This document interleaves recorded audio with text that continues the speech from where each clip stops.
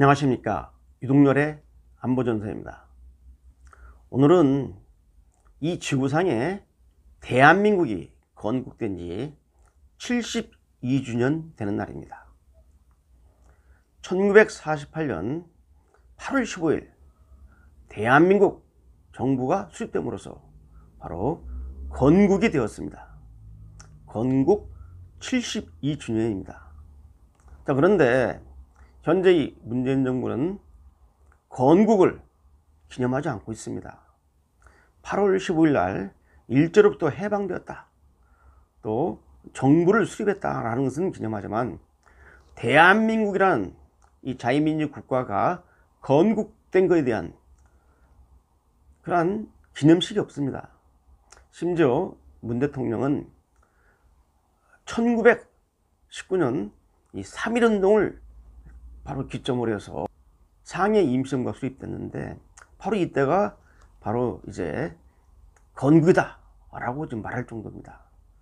자, 해서 특별한 건국 기념식이 없다는 것이 역사에 우리가 죄인이 된 겁니다. 자, 그런데 여기서 이제 중요한 대목이 뭐냐면 1945년 8월 15일 날 바로 이 조선이 일제로부터 독립이 되고 이른바 해방이 됩니다. 일제 억압과 착취로부터 해방이 되는 것이죠.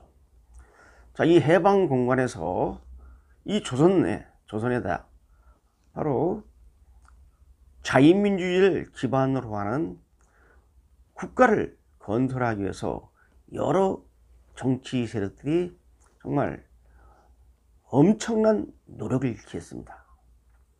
그래서 1945년 8월 15일부터 대한민국 정부가 수립되기 바로 그 전날 1948년 8월 15일까지 3년 동안 엄청난 우리 현대사에 엄청난 사건들이 있었습니다.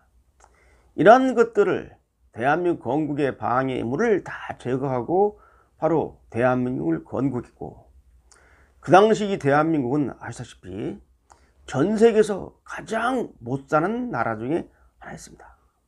이 대한민국이라는 신생국이 1인당 국민소득이 지금 화폐 가치로 45달러, 5만원도 안 될 그런 나라가 바로 대한민국이었습니다. 아주 못 사는 나라였죠. 이러한 나라가 6.25 남침전쟁을 또 3년 겪었고, 전 세계가 포기한 대한민국이 결국은 2020년쯤 현재는 전 세계 10위권의 경제 강국이 되어버렸습니다. 세계 지도를 놓고 보면 이 조그만한 대한민국이, 그것도 남북으로 분단된 상태에서 대한민국이 이름하여 한강의 기적, 대한민국의 기적을 이룬 겁니다.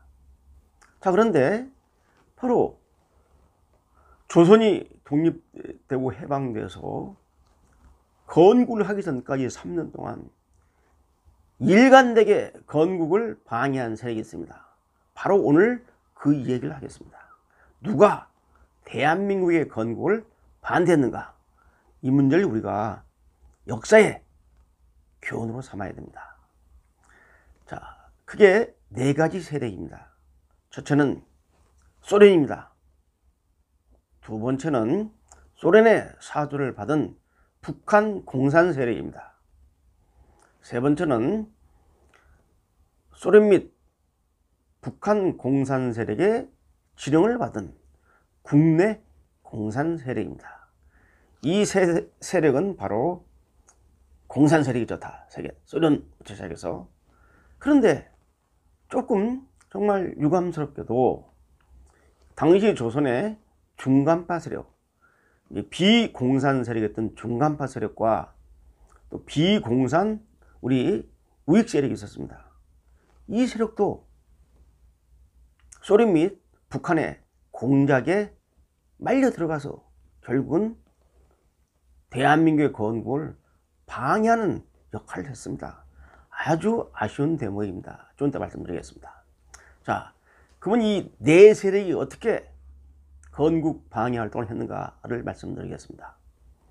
자, 여러분 아시겠지만은 소련은 그 1945년 8월 8일 날 대일 선전포고를 합니다. 이게 뒤늦게 뛰어든 겁니다. 이 당시 소련은 자체 문제하고 저쪽 지금 2차 세계대전 문제 때문에 정신이 없었어요. 그래서 이쪽에 그 소위 그 동진 전책을 펼칠 여력이 없었어요. 그러한 상황에서 일제 패망을 앞두고 자기의 그 기득 영향력을 갖다가 이 조선반도에 발휘하기 위해서 1945년 8월 8일 아주 늦게 대일 선전포고를 합니다. 그래서 조선반도에서 그 영향력을 갖다 누리려고 하는 시도였습니다. 자, 그래가지고 그 8월 15일부터 진주를 해서 8월 28일까지 북한 전역, 38선 이북의 북한 전역에 진주를 했습니다. 말이 진주지 북한 전역을 소련군이 점령을 한 겁니다. 점령을 했어요. 그리고 이제 38선 이남은 바로 이제 미군이 진주를 한 거죠. 미군이 진주를 한 겁니다. 자, 그런데 제가 왜 소련이 자유 대한민국의 건국을 방해했는가? 소련은 전 조선 반도에 사회주의 국가를 건설하라는 그 전략을 가지고 있었습니다. 그 조선의 사회주의 국가를 건설해야 한다는 대전략의 일환으로서 일단 소련군이 점령한 소위 그 조선반도의 이북 지역부터 소련의 사회주의 체제를 이식시키기 위한 그러한 공작을 진행을 했습니다. 소련이 9월 6일경에 어떤 식으로 9월 5일 6일경에 소련이 남북 도로, 교통, 철도 이 교통수단을 다 단절시켜 버렸습니다. 차단시켜 버렸어요. 그리고 남북 간의 전화, 통신도 차단시켰습니다. 그래서 완벽하게 이제 소 군정의 허락을 맡아야지 이제 북한에 갈 수 있는 상황을 만들었어요. 그리고 소련의 의도가 명백해진 게 하나 있습니다. 소련 군정이 1945년 9월 16일에 발표한 그러한 그 인민정부 수립 요강이라는 게 있습니다. 여기를 보면 바로 이 조선의 이북 지역을 갖다가 사회주의 체제를 이식시키기 위한 그러한 인민정부 수립 강령이 이런 것이 쫙 나와 있습니다. 바로 소련의 의도가 공개적으로 확인되는 대목입니다. 그리고 소련은 뭘 했느냐? 소련은 바로 당시 서울에 소련 영사관이 있었습니다. 소련 영사관, 그러니까 소련 교동군에서는 그 공작팀에서는 서울에 주재하고 있는 소련 영사관을 통해서 바로 이제 조선반도 이남까지 소위 그 사유지를 구축하려는 그러한 시도를 벌였습니다. 근데 그래서 이 구체적으로 소련 영사관이 중요한 역할을 합니다. 서울에 주재하는 소련 영사관이 바로 국내 조선공산당 세력과 접촉을 하고, 그리고 중간파, 그 다음에 비공산 우파 세력을 갖다 지도자를 계속 만나면서 바로 이제 공작을 했던 것이죠. 구체적으로 이제 소련이 개입을 하게 됩니다. 자, 두 번째 이제 아까 말씀드렸죠. 대한민국의 건국을 방해한 세력은 뭐냐? 소련의 사주를 받은 북한 공산 세력입니다. 이 북한 공산 세력의 대표는 누구냐? 바로 소련에 의해서 이 북한의 그 대표자로 지목이 된 김일성입니다. 바로 이 김일성이는 소위 조선공산당 북조선 분국을 건설합니다. 이때가 1945년 10월 10일입니다. 그때 조선공산당의 본부는 서울에 있었기 때문에 북한에서는 조선공산당의 북한 지역 분국, 북조선 분국을 결정할 수밖에 없었죠. 이러면서 거기부터 참여를 하는데, 나중에 이 조선공산당 북조선 분국을 이제 북조선 노동당, 북노당으로 변화시킵니다.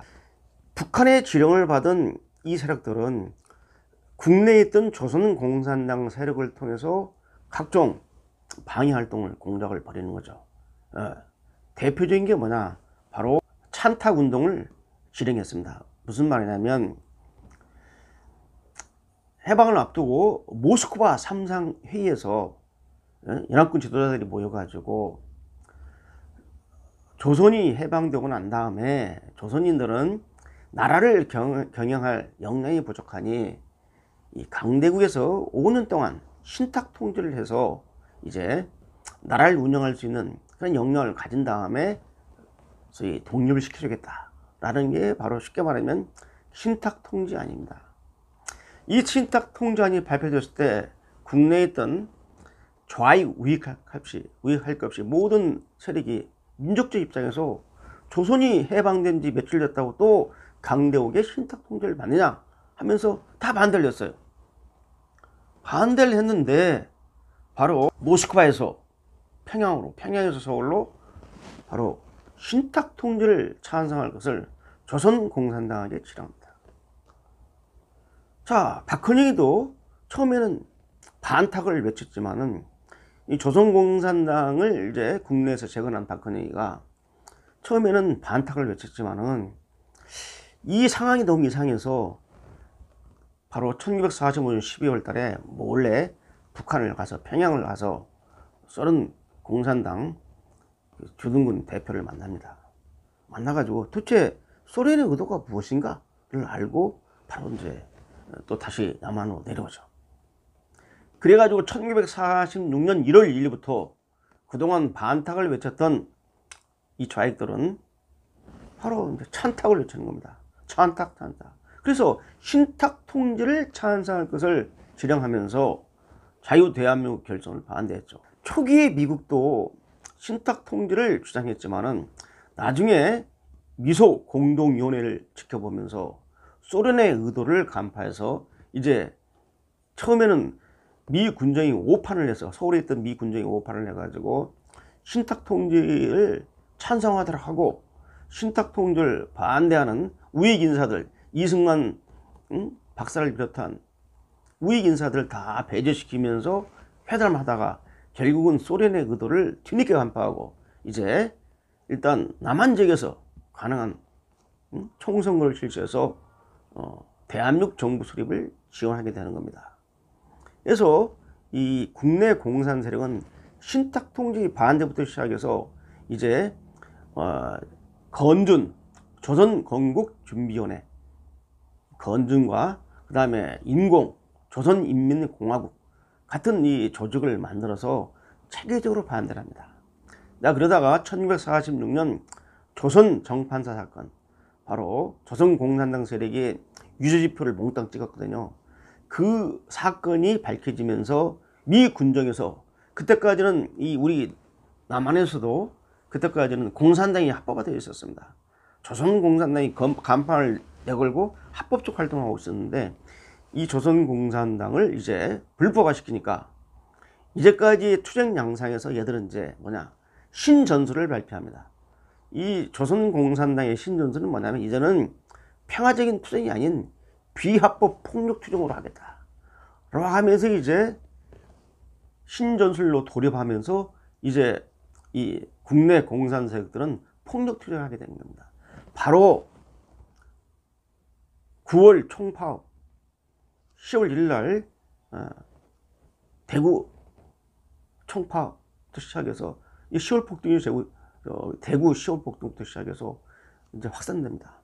그리고 이제 단정 반대 뭐냐, 이제 유엔에서 소위 그 선거가 가능한 지역에서 이 단독 정부를 수립하겠다는 이것이 이제 공식적으로 결의가 되자 이제 남한 내에서 이제 단독 정부 수립을 반대하는 투쟁을 합니다. 그런데 북한 여기에 대해서 반대할 이유가 없는 거죠. 왜? 이미 북한은 1946년 2월 8일 날에 북한에다가 북조선 임시인민위원회를 결정했어요. 이게 바로 과도적인 북한 정권입니다. 이게 조선민주인민공화국이라는 국호를 가진 북한 정권이 수립되기 전에 이미 벌써 북조선 임시인민을 만들어서 실제 과도정부 역할을 했어요. 그러니까 단독 정부를 수립한 것은 바로 소군정과 북한이 먼저입니다. 그래서 이제 의회를 구성하기 위한, 국회를 구성하기 위한 50선거, 5월 10일 국회의원 총선거를 반대하는 투쟁을 하는 거죠. 그러면서 나온 게 바로 이제 27 구국투쟁이라고, 또 신탁동지 찬성 투쟁을 하고, 그 다음에 이제 제주 4.3 폭동이 벌어집니다. 제주에서. 이를 진압하라고 명령을 했더니 여수 순천 지역에 주둔했던 이 국군 14연다가 반란을 일으킵니다. 뭐 이런 이제 쉽게 말하면 엄청난 이제 무장 폭동이 우리 내부에서 시작됐습니다. 이게 바로 뭐냐? 이게 바로 자유 대한민국 건설을 반대하려는 국내 공산 세력의 극렬한 투쟁이었습니다. 이걸 결코 잊어서는 안 됩니다. 그 수많은 사건을 다 소개할 수는 없습니다. 자, 마지막으로 네 번째입니다. 제가 말씀드렸죠, 서두에.